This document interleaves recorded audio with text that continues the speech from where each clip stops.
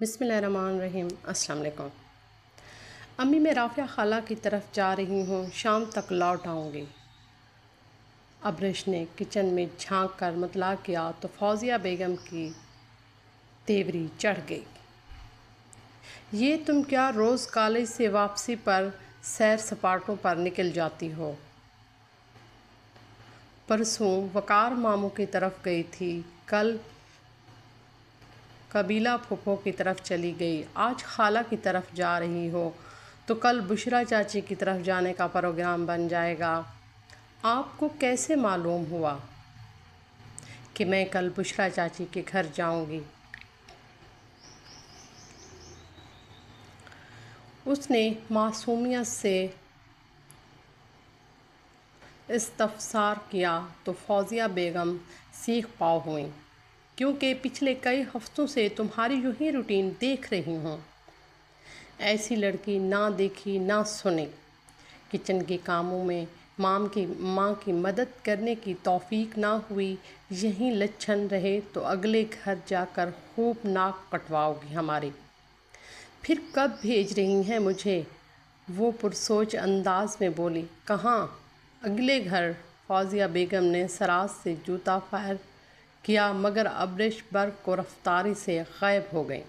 وہ پیچھے دیر تک اس کو کوستی رہیں۔ رافعہ خالہ کے گھر کے حالات آج کل کافی کشیدہ تھے۔ ان کے میاں کی معمولی آمدنی میں مہینہ مشکل سے گزرتا تھا۔ سونے پہ سہاگا ان کا چھوٹا بیٹا پیٹ سے گر کر بازو تڑوا بیٹھا۔ ان کی ساس آتے جاتے رافعہ خالہ کو باتیں سناتی کہ ان سے بچے نہیں سنبھالے جاتے۔ فوزیہ بیگم بھی ہر ممکن طریقے سے بہن کی مدد کرنے کی کوشش کرتی۔ اس دن بھی بھانجے کی مزاج پرسی کے لیے آئیں تو ابرش کے لان کے کئی ان سلے سوٹ ان کی بچیوں کے لیے لے آئیں۔ اس چکمیلی سپہر کو پسینے سے شرابور ابرش ان کے آنگن میں وارد ہوئی تو سامنے برآمدے میں طواسی تخت پر براجمان رافعہ خالہ کی ساس اسے دیکھتی ہی بڑبڑانے لگیں۔ اس گرمی میں بھی تمہیں اپنے گھر چین نہیں؟ ان کو اس کی وقت بے وقت آمد ناگوار گزرتی تھی۔ بجا فرمایا آپ نے، سارا سکون تو آپ کے گھر ہے۔ ابرش نے ان کے پاس سوئے موسیٰ کی گال چٹا چومے، پھر ان کے ہاتھ سے شربت کا گلاس اچک کر چارپائی پہ جا بیٹھی۔ پیڈ سٹائل فین کا رخ بھی اپنی طرف کر لیا۔ انہوں نے ہکا بکا ہو کر اپنی خالی ہاتھ کو دیکھا۔ ابھی انہوں نے ایک گھونٹ بھی نہیں لیا تھا۔ رافعہ خالہ نے تنبیہی نظروں سے اپنی کم عقل بھانجی کو دیکھا، پھر کچن میں دوبارہ ساس کے لیے شربت بنانے چلی گئی۔ لڑکی، تہذیب کے دائرے میں رہا کرو، میں تمہاری سہیلی نہیں ہوں۔ انہوں نے گوشمالی کی، سہیلی نہیں ہیں تو بن جائیں، اس میں حرج کیا ہے؟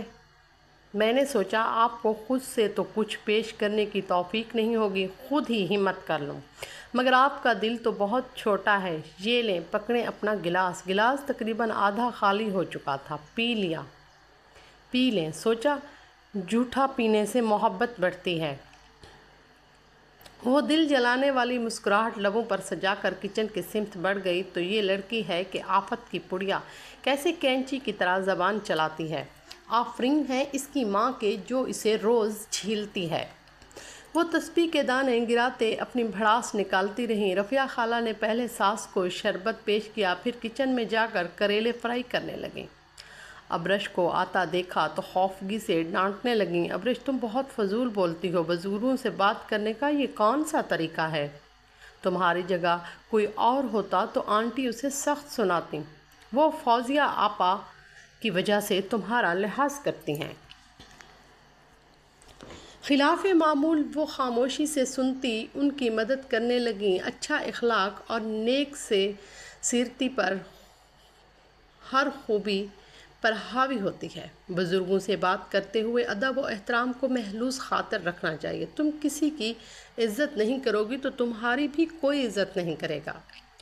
خالہ متانت سا بولتی چلی گئیں، پلیز خالہ، نو لیکچر۔ اس نے پیشانی پر ان گنت لکیریں سجا لیں۔ خالہ نے بغور اس کا جائزہ لیا۔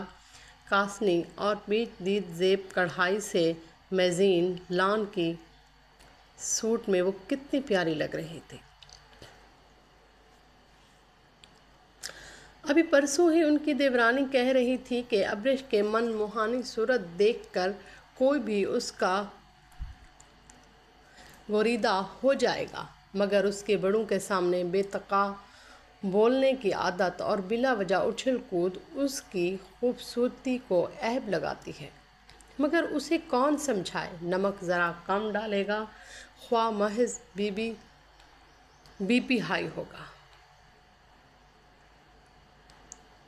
اس کی فضول گوئی پر خالہ نے اس کو گھوری سے نوازا اور اپنے کاموں میں مشغول ہو گئیں۔ سارا وقت ان کا دماغ کھانے کے بعد شام کو اپنے گھر جانے کا نقاب لینے لگیں تو خالہ نے آواز دی، ابرش کھانا کھا کر جانا۔ خالہ، اگر میں لیٹ ہوئی تو آپ کی ہمشیرہ صاحبہ جوتوں سے میری خاطر تواضع کریں گی۔ آپ کے ہاتھ کے بنے کریلے بھی مس نہیں کرنا چاہتی۔ آپ مجھے پلیٹ میں ڈال دیں، میں گھر جا کر کھا لوں گی۔ پھر خود ہی کچن میں جا کر پلیٹ میں کریلوں کا پہاڑ بنا کر لے آئی، یہ سوچے بنا کہ پیچھے بچ جانے والے کریلے ان کے گھر کے افراد کے لیے کافی ہوں گے بھی نہیں۔ رفیہ خالہ نے اس کو دیکھا مگر مروت کے مارے چپ رہیں، سدا شکر کہ ان کی ساس کا دھیان دوسری طرف تھا۔ گدامی رنگت اور گھنگریلے بالوں والے سرماز کی آنکھیں انہیں بہت پرکشش بنا دیتی تھیں۔ وہ کالج میں آتے ہی ہر دوسری لڑکی کے دل میں بلا تکلف قدم رنجا فرما چکے تھے، مگر انہیں استاد اور شاگردوں کے رشتے کا تقدس عزیز تھا، اس لیے حاتمی المکان کوشش کرتی کہ اپنے کام سے کام رکھیں۔ بعض لسوڑا بنتی لڑکیوں کو تو نہیں انہوں نے اولی دنوں میں ہی بھی سیدھا کر دیا تھا، مگر یہ ابرش آفتاب تھی جس نے اس کے دل میں شگاف کر دیا۔ اسے دیکھتے ہی اس کے ارادے متزلزل ہونے لگتے۔ ان کی نگاہوں کے پیام پڑھ کر وہ اپنی قسمت پر نازاں تھی۔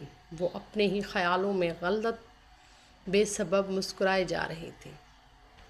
جب فوزیہ بیگم کڑے تیوروں سے اس کے پاس آ کھڑی ہوئیں، ابرش یہ تم نے کیا حرکت کی ہے؟ ابرش کا دل اچھل کر حلق میں آ گیا، چہرے پر ہوائیاں اڑنے لگیں۔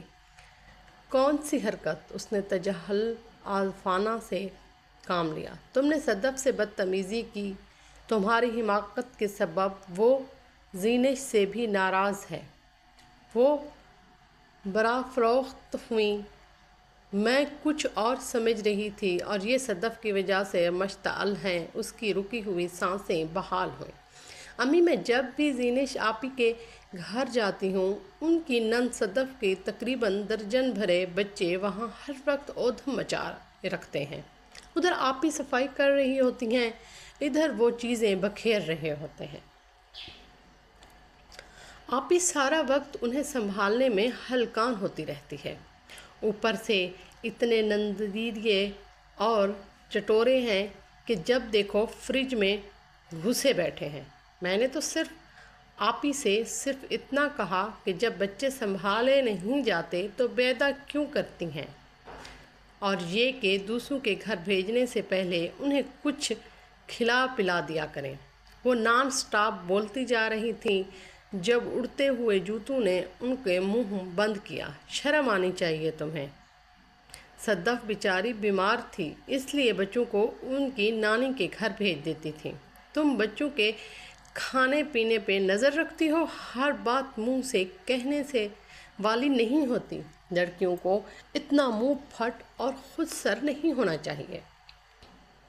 تم کو ان کی گھریلو معاملات میں دخل کرنے کی ضرورت نہیں تھی۔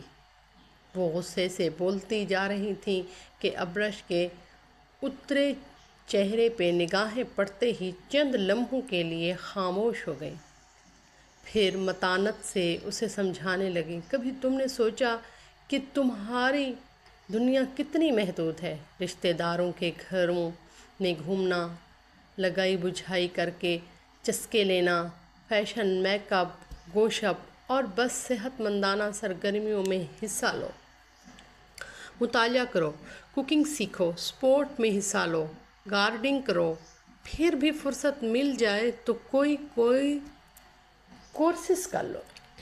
وہ کھسیانی ہو کر سنتی رہی۔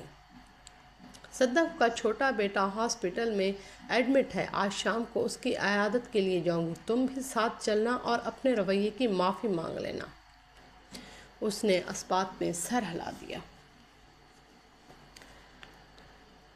سینٹرل ملٹری ہاسپٹل کے چائلڈ وارڈ خسرے کے مریضوں سے بھری ہوئی تھی۔ ابریش نے صدف کو سرسری انداز میں سوری کہا، پھر ادھر ادھر کا جائزہ لینے لگی۔ ساتھ والے خالی بیڈ پر ابھی ایک بچے کو لایا گیا تھا۔ بچے کو فٹس کے جھٹکے پڑ رہے تھے۔ بچے کی والدہ خاصی پروقار اور خوش شکل خاتون پروقار تھیں۔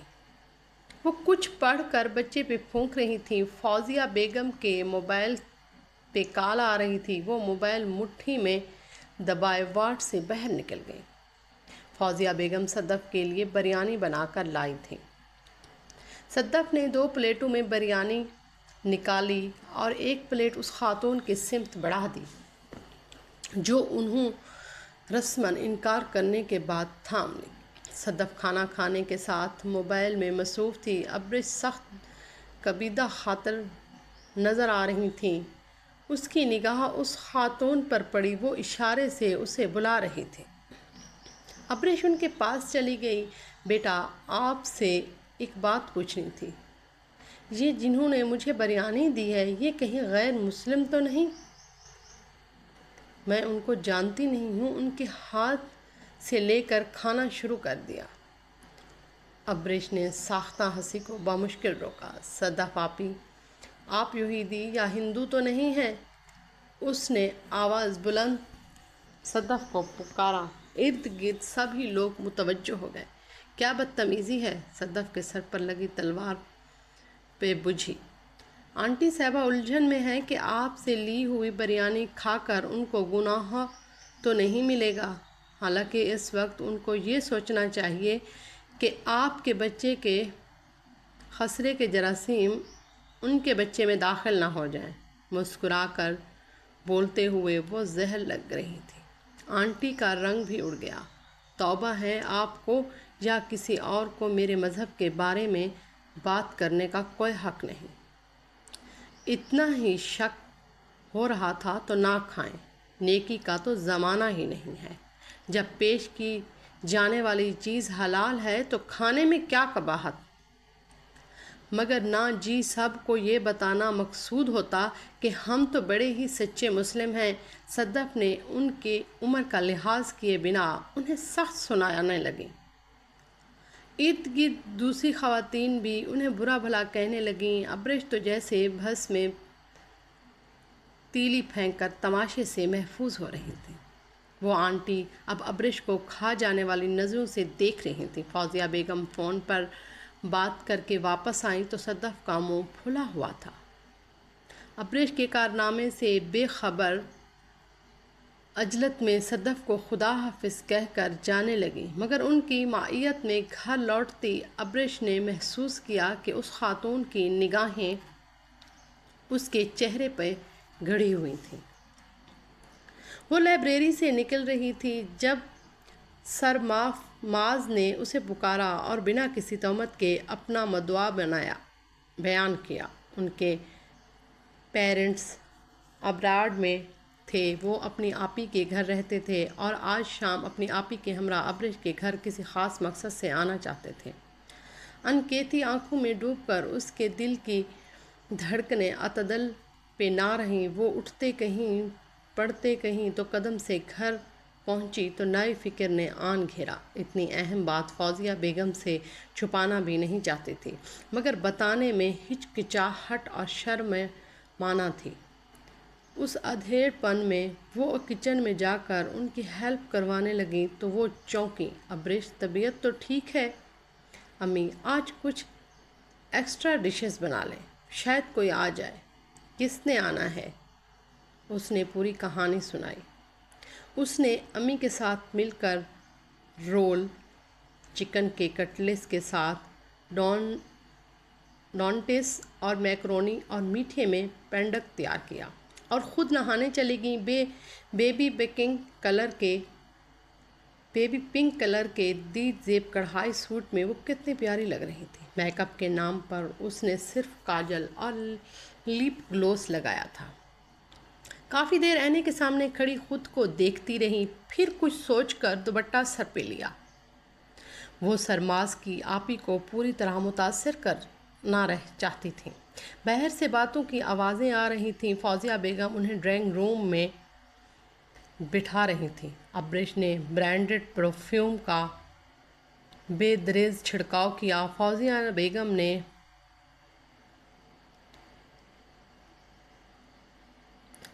بیگم کے بلانے پر پردہ جھکتے ہی وہ ڈرائنگ روم میں گئی۔ السلام علیکم۔ اسے دیکھتے ہی ان خاتون کو گویا سانپ سونگھ گیا کہ یہ ابریش ہے۔ ان کی آنکھیں تحریر سے پھیلیں۔ جی آپی، کہتی آنکھوں میں اس کے ستائش تھی۔ معاذ ان دونوں کا گمسم انداز دیکھ کر چونک گیا۔